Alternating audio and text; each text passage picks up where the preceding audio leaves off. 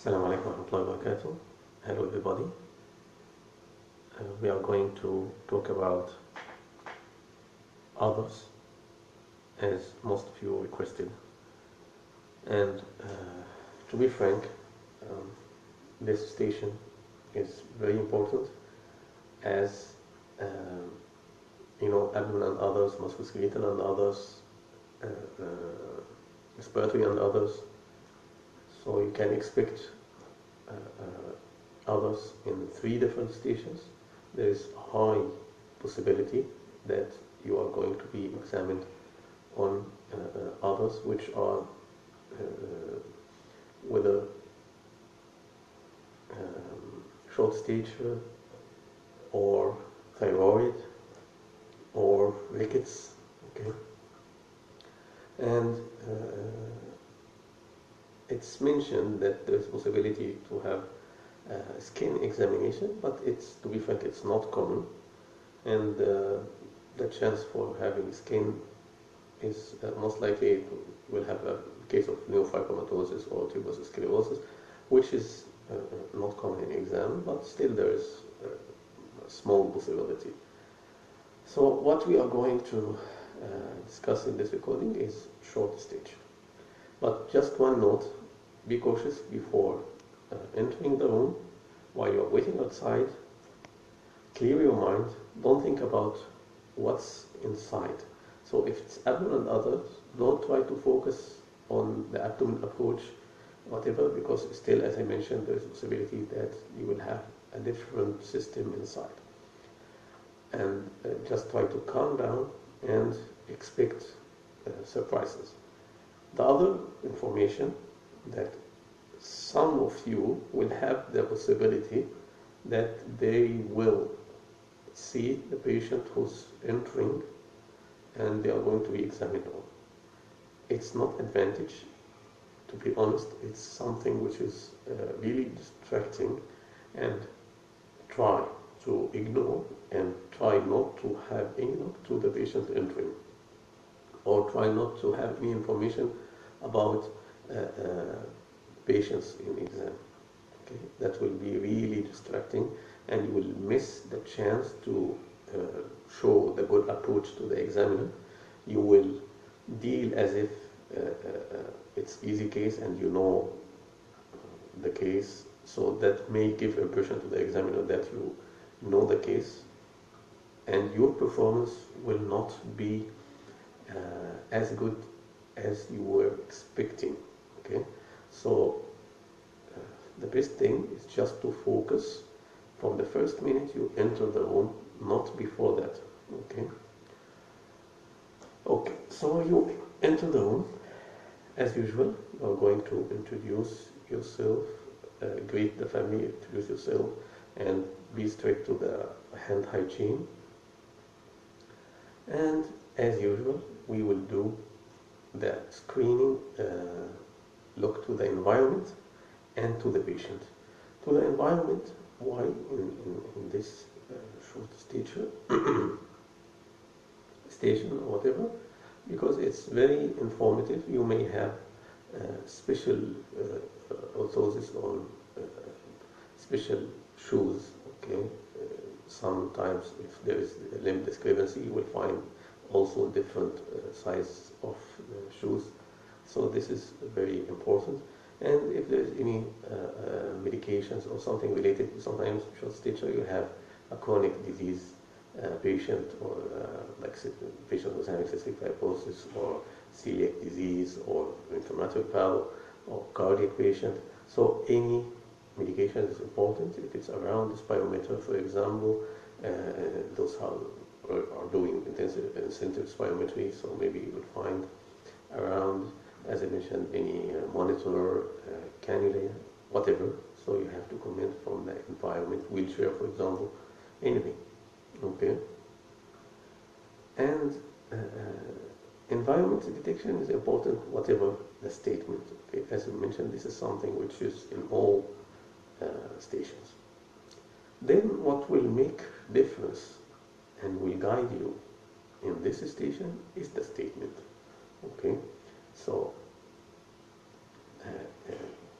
you will wait for the statement. In short stature or in others, the statement is very important. It will guide you. What's important in the statement? The first thing is the age. Okay, so if you miss this point, so let's say that he said this is a 12-year-old boy, and he's following in OBD clinic, and for whatever reason, and please do general examination. So the two important informations here which are going to guide me, the age and general examination. So if the examiner asked me to do both, and he said the age and general examination, the word general examination, it has a very good chance that I have to put in mind the short stature approach. Okay, so I have to rule out short stature, because short stature will be a good approach for any case which is having genetic problem. Most of genetic problems in MRCPCH exam will have short stature. Okay, and those who are having tall stature, like Marfan for example, they will be in the musculoskeletal case. So usually the statement is different and the approach is different. Okay, so most of genetic cases, okay, will be can be actually approached as short stature, and even rickets can be approached as short stature. Okay, and even if there is thyroid problem like hypothyroidism, okay, there is a possibility that the case may also be in a short stature. Hyperthyroidism is different. Actually, they will be more of tall stature. But as I mentioned, most of cases can be approached as short stature, and we will understand how easy it will be if we follow the approach. Okay, so age. If you talk 12-year-old, and then from my first look to the patient, what I'm going to do after I greet, I introduce, and I clean my hands, I will ask first the examiner, shall I ask the patient to stand up, okay, and if he said okay, I will ask if he's able to stand up, and then I will ask the patient to stand up, okay, with barefooted. I will ask him to take off his shoes, and he will be standing straight, okay, both legs are adherent to each other, and also in fully adapted extended limbs, okay, and I will assess while he's exposing his both limbs, upper limbs, lower limbs, and upper part of the chest, okay. I'm going to assess the patient. I assessed earlier the environment, as I mentioned. Now I'm assessing the patient. So in the assessment of the patient, I'm going to take the first impression, or what's going to lead me is first, is he short or not? So as we have this fixed approach for these, as we mentioned before, the decubitus, which I commented earlier, if the patient is lying comfortably in bed, dysmorphism, okay, if he's having any dysmorphic features, distress, if he's distressed or not, and the diet status, or we can say weight and height. So in this case, okay, so I asked him to stand, and then I'm going to screen him. And how can I screen him? I'm going to screen him from hair to toe. Okay, so first, if he's having any skull abnormality, like he's having brachycephaly, like Down syndrome, or any form of like craniosynostosis, or any picture of small head, I'm not going to say microcephaly, because I cannot say microcephaly without measuring the head circumference and plotting on the chart. So far I'm taking just a screening look, so I should say it looks large or small, okay, but I would like to plot, or I'm going to plot. So first the skull, if any abnormality in the skull, hair, if there's any like low hair line, okay, like for example Turner syndrome, or hairline, and the pattern of hair, like silky hair in Down syndrome, for example. And I will also comment on eyes if there is any hypertelorism or hypotelorism. I will comment on mangloid or anti-mangloid. I also comment on the ear, okay, if it's lucid ear or not like that. So I have to know also how to plot a lucid ear. How can I say lucid ear? So I have to know that we have inner canthus, okay, and outer canthus, okay, medial canthus or lateral canthus. So I'm going to take medial canthus from that side and medial canthus from the ipsilateral side, which I'm checking, and then I'm going to draw a imaginary line if it's touching the ear, okay, this imaginary line at any level. So I'm considering this as normal. But if the full ear is below this imaginary line from both medial canthi to the ear, the ipsilateral side, so that means it's lucid ear. So I'm just taking it imaginary. And what else? I'm going also to check if there is any mouth abnormality, like sometimes we have magmatic face, the fish-like face. So whatever the genetic abnormality, like Russell Silver, for example, they have specific, like Williams syndrome, they will have white and thickened lips. Okay, so based on the abnormality, I'm going to describe. And if there's any abnormal teeth, like lost teeth or vital space teeth or whatever, or delayed dentation, I have to comment on that.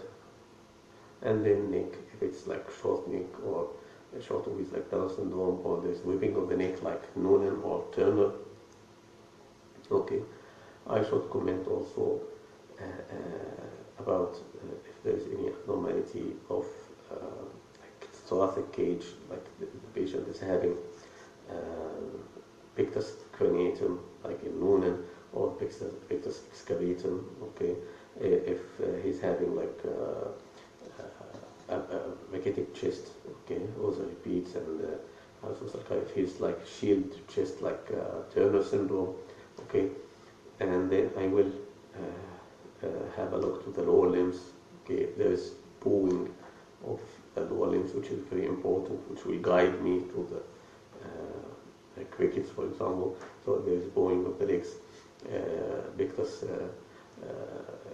I'm sorry, like geno valgus, geno valve, okay, and if there is like hyperextension of the both knees, or if there is any abnormality of the foot, okay, there's flat foot, or like bisplanus or biscavus, if there is a broadening of the joints, case of rickets. So all this I'm going to take like the patient screening survey. I'm going to comment on whatever abnormality I'm finding. But the really important thing in the general examination, which I'm doing, and the screening look, which will guide me if this patient is really short of stature and needs to be assessed, I should relate the age given to the stature given. So if this patient is 12 years old, but I found him, it's my impression, he cannot be 12 years old, and you know, they are going to bring a patient who is obviously short, okay, no doubt about being short. So you have to be comfortable with this, don't worry. They are going to bring a patient, nobody will doubt that he is short. But what will matter with you is the age, okay? So listen carefully to the age. The second information I have to know, he's short, so this is the first thing. The second thing, he can be normal weight or overweight, okay? that will give me clue to the hormonal problems, okay, or he can be underweight, okay, that will give me clue to chronic disease problem like fatty disease, celiac disease, cardiac, renal, or something genetic, okay, which it depends on the genetic problem, okay. So there are some genetic problems, they are short and obese, like Butterberry, for example, or they are short and having specific features like Down or like Noonan or whatever. So this is very important. That will guide me. Is he short with normal weight or overweight, or short with underweight? The third information is the relation between his both arms while they are fully adducted and extended, okay, and his pelvis.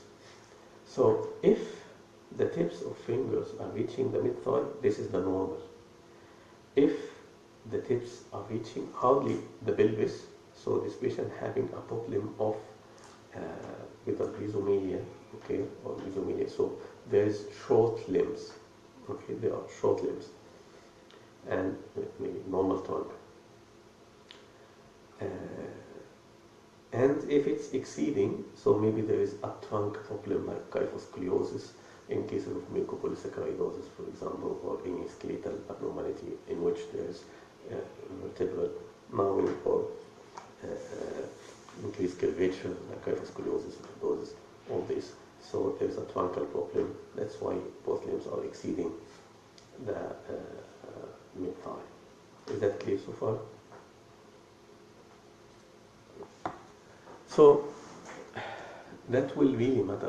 While I'm describing, I have to comment on that, and also it will give me a clue. Then I am done with the general examination from hair to toe, okay, and I realize that this patient having short stature. At least now I have impression based on the general look what case I'm dealing with. Now I'm going to proceed with the measurements, and I have to be familiar with doing measurements, because if I'm not practicing that these measurements, I'm going to waste my time, and maybe I will complain that station time was very, very short. So the first thing I'm going to measure in my exam, it is the height or length. So if this patient is not able to stand, so I'm going to assess his length. If he's able to stand comfortably, so I'm going to assess his height. How can I assess the height? Again, as I was asking him to stand and he's straight, there's no bend. So I'm going to ask to do the same while he's standing just near to the wall, and I'm going to use the measuring tape, okay. I will put something to support the head from here, like a book or paper, and then I'm going to ask him to rest on the wall, and I'm going to put a sign at the level of the thing I'm putting on the head, while he's, as I said before, he's taking off his shoes and barefooted, fully stretched, and there's no bend. And then I measure from that point and the wall I put the label to the ground, and that will be my height, okay. Then while he's doing the same, while he's in the same position, I'm going to measure from the symphysis pubis to the ground again to check for the lower segment, okay.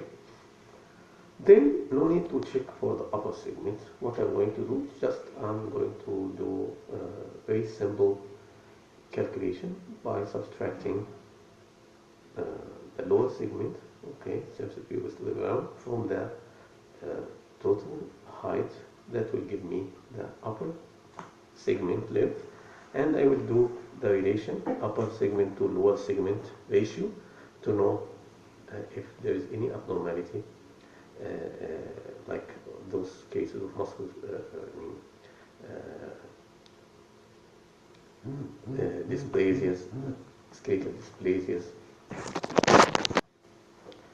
So the upper segment to the lower segment ratio is important. It will give me a clue, like in case of like achondroplasia or hypochondroplasia. So the trunk is normal, but the extremities are short. So that means upper segment to lower segment will be high. The reverse, if there is a truncal problem. So if there is like any kyphoscoliosis or something which is causing truncal shortening and a normal extremities length, so that will give me low upper segment to lower segment ratio. So first I have to know what's normal.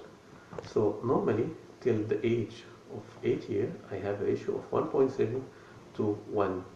Okay, so till age of 8 years the ratio will be 1 to 1, and after adolescence it will be like 0.9 to 1. So it's very important to know, because he's going to ask you, is it normal or not? Okay. So, and don't worry about calculations. You can say simply that I want to check with calculator, or he can check, or he will tell you. Okay, it's not a math exam. It's only clinical station, and you have to know, and you write down or ask him to write down the figures. Okay, then you check upper segment to lower segment. Now it's time to check the arm span. Okay, while the patient again standing, and instead of just putting his arms extended and adducted, I'm going to ask him to raise them like this, abduction, and also fully extended like this. Okay, while he's supported to the wall, and I'm going to put sign at the end of his tips of fingers and here also, and then I'm going to ask him to step one step forward and to measure on the wall from these both 2 points. Okay, so arm span will help me. Usually it's supposed to be in this age to be in childhood, I mean, to be equivalent to the height. So it will give me also clue if there is any truncal problem, what's the or kyphoscoliosis or anything in the trunk, what is the supposed height in absence of this vertebral problem. Okay, so now the remaining thing is the head circumference, and I'm going to check the head circumference from the vertex to the occipital protuberance, and to check and plot. So in some situations, especially if this patient is like constitutional short stature, familial short stature, he's going to ask you to plot on the charts.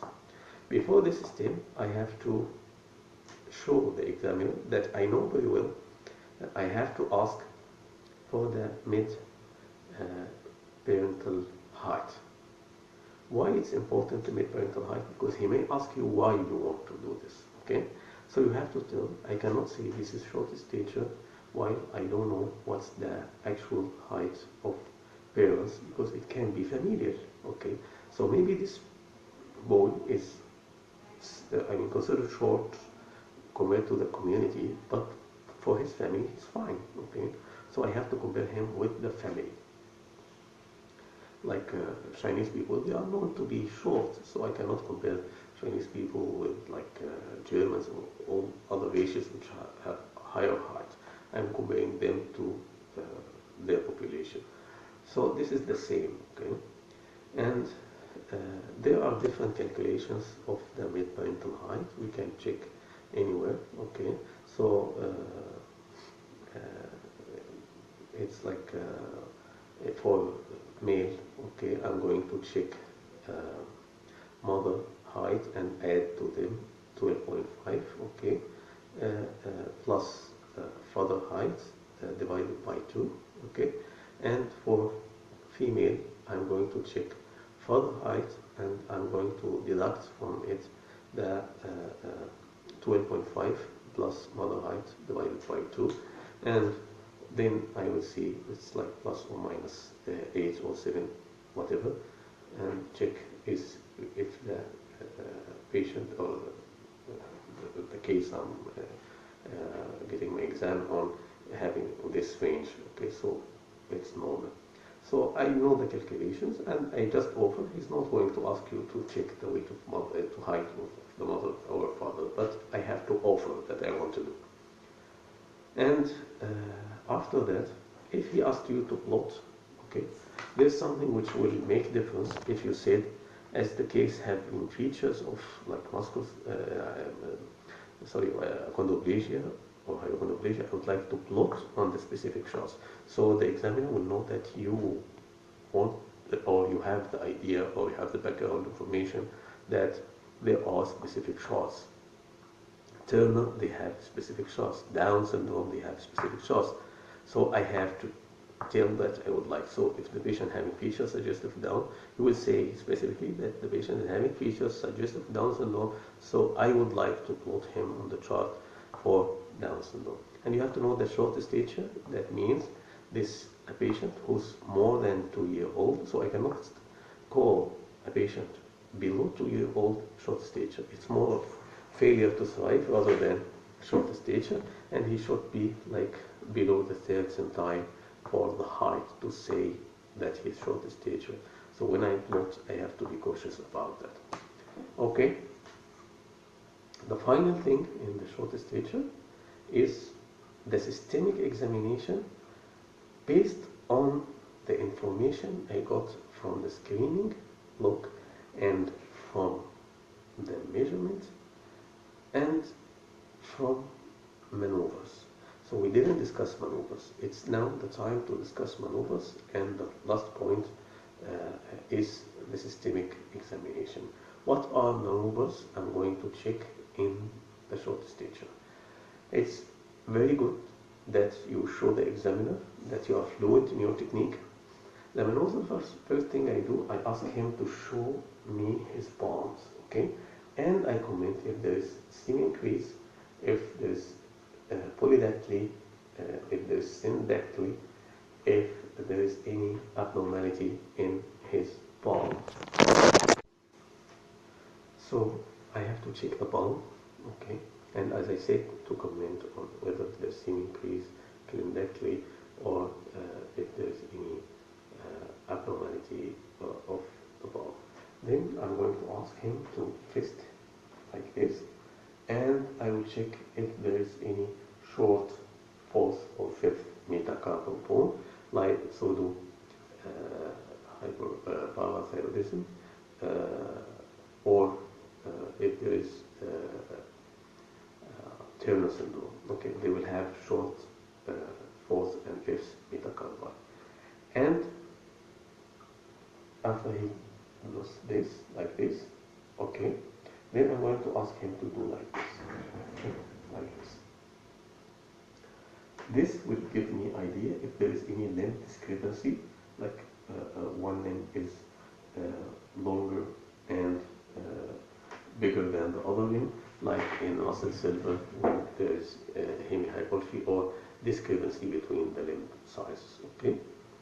Then after I did this, I'm going to ask him to do the carrying angle to check for cubitus valgus, like in Noonan syndrome and Turner syndrome, okay, and I comment on the angle. Then I'm going to do like this, okay. I'm asking to put his thumb, okay, both thumbs, and touch his shoulder. If it's overshooting, okay, that reflects that the arm is short, and arm is short, so rhizomeria. So in hypochondroplasia or achondroplasia. Okay, so these are the maneuvers I'm going to check, and I have to check it rapidly and fluently. After that, the final thing is the systemic examination based on my suspicion of this is what system I'm dealing with or what problem I'm dealing with. So if the main concern is, like, let's say this is a celiac disease, so I'm going to give care to the abdomen examination and to check hypersplenomegaly, for example, in inflammatory bowel, or in a chronic hemolytic anemia case, or renal masses in case of renal failure.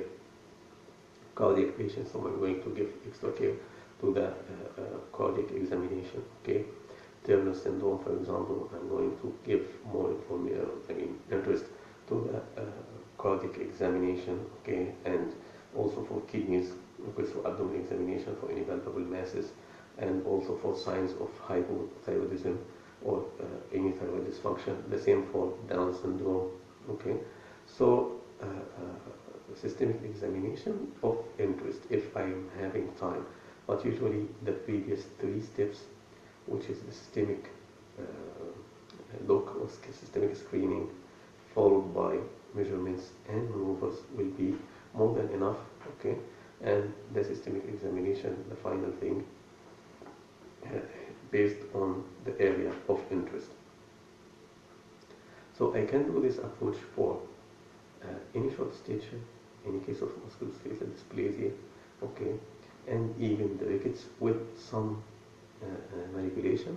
Rickets can be done as a case of musculoskeletal, and we can say how, and the same as short stature approach with the same various steps. And I'm going to just to highlight the findings of broadening of both breast and also lower limbs, and this Marfan sign, the chest abnormality, hypersulcus, so the repeats, big on chest, okay, large head, delayed dentation, for example, if there is any anterior frontal still open in the age of like 2 years or something, and hypotonia, tossed liver, abdominal distension. Okay, so these all are ricket signs. And in short stature also, I can, as usual, as musculoskeletal and neuro, I can have a look to the back, because sometimes if the patient is having any, while I'm asking him to stand and I found like he's having any abnormality, vertebral abnormality, I have to comment on kyphoscoliosis, so I have to inspect and palpate the vertebrae while he's bending. Okay, if there's any false kyphoscoliosis sometimes, so I have to ask him to bend forward and to check while I'm palpating the vertebrae if there is any bend or any kyphoscoliosis. Usually the discussion will be what you like to do for him, what you like to do for him today. Okay, and you have to start by, I would like to do to take full history, and then doing full systemic examination, and then basic workup in any short stature, basic workup. Okay, like chronic cases, CBC, mandatory, UE functions, thyroid functions in case of Turner, Down syndrome, or even a patient of hypothyroidism, for example. Okay, and to do, it's mandatory to do skeletal survey. Okay, and that will give us clues regarding, for example, muscle silver syndrome. Okay, so you have to know about every like thumb, like this specific radiological findings in each system will give me clue, and also in musculoskeletal dysplasias, or skeletal dysplasias, I have to comment about radiological findings as well. Delayed bone age in case of constitutional delay, or normal bone age in case of hormonal problems. So these informations are very important in my discussion. Okay, and for sure multidisciplinary team has to be involved, like as usually I'm going to mention in all the clinical stations. If there is any chance to mention multidisciplinary, I have to mention what you like to do. And it's a straightforward station. It's easy if I'm going to practice it, and I hope that in this recording things are more simple, and it's all about your practice that will make things easier. Thank you for listening, and later we are going to discuss thyroid examination. Wait for the next recording. Thank you and goodbye.